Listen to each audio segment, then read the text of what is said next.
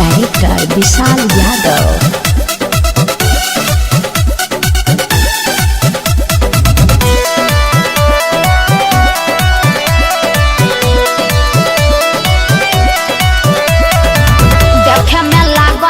लफुआ तू भारी तुम जदि करब त दे दे हम गारी।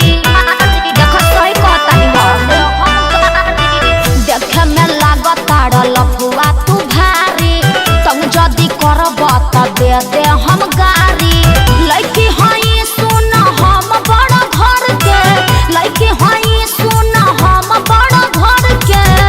हटी यहाँ से बोलबुआ करी के तमी सदिम पकड़ की कीर्तन का दहबी लागम ओडा में भद की। बोलबुआ करी के तमी सदिम पकड़ की कीर्तन का दहबी लागम ओडा में भद की। तो पिता भी जाओगे। Recording by Omdeep studio.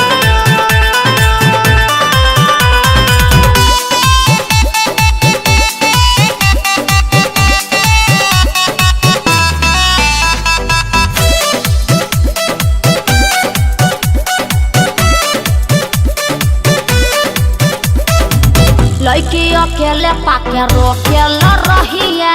Bihar से बता दो जानी पटबू तू कहिया। तोरे जैसन छुछुनर से फट जाए। बुझन माल सरकारी अपना बाप के। बोलबू त करमी छोड़ा दे लागम चाप के। फेरा में परबा त रख दे मरा गोड़ के। फेरा में परबा त रख दे मरा गोड़ के। होश में रह कह देनी। बोलबुआ करी के तमी सदिम पकड़ की कीर्तन का दहबी लागम ओडा में भद की। बोलबुआ करी के तमी सदिम पकड़ की कीर्तन का दहबी लागम ओडा में भद की। अरे जा होने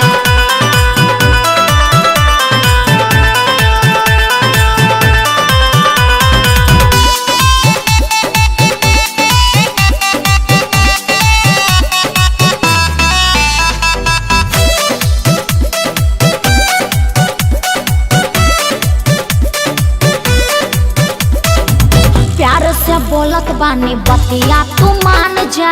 बिना पटौले तू के मानब ना जान जा। देखा तू ज्यादा ही बोलत कर ठीक नहीं खे। मन करे जेतना तू पलटराई। रंजू से बगल तोहर होई फराई। सुन अभिराज जनी बोल ढेर चढ़ के। सुन पीड़ितम जनी बोल ढेर चढ़ के। बुझला बोलबुआ करी के तमी सदिम पकड़ की कीर्तन का दहबी लागम ओडा में भद की। बोलबुआ करी के तमी सदिम पकड़ की कीर्तन का दहबी लागम ओडा में भद की। भगवे की चप्पल खाइबे, चप्पल खाइबे, चप्पल खाइबे, चप्पल खाइबे।